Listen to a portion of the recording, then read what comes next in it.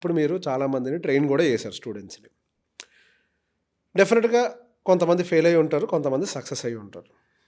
100% result అనేది డెఫినెట్గా not possible. అది ట్రేడింగ్లో అయితే అసలు రేషియో చాలా అబ్నార్మల్గా మారిపోతూ ఉంటుంది.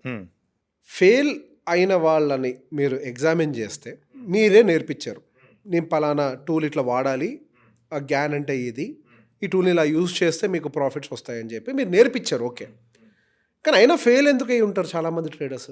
ట్రేడింగ్లో ఫెయిల్ అవటానికి ఫస్ట్ మెయిన్ రీజన్ ఏంటంటే ఈజీ మనీ అనుకుంటారు.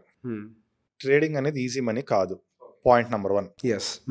రెండోది ఏంటంటే ట్రేడింగ్ నేర్చుకోవడానికి చాలామంది చేస్తున్న మిస్టేక్ ఏంటంటే ఇవాళ ట్రేడింగ్ నేర్చుకుంటాము, రేపొద్దున డబ్బులు పెడితే మనకు మంత్లీ నీడ్స్ వచ్చేస్తాయి అనే ఒక భ్రమలో ఫస్ట్ ఆఫ్ ఆల్ ట్రేడింగ్స్ నేర్చుకుంటున్నారు.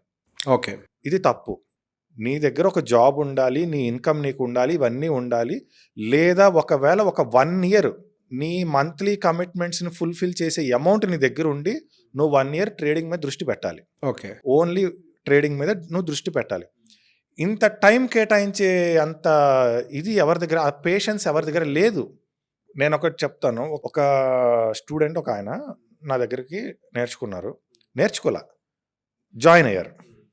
జాయిన్ అయినప్పుడు ఇప్పుడంటే నా ఇండికేటర్ ఆల్మోస్ట్ 100% ఆటోమేటెడ్.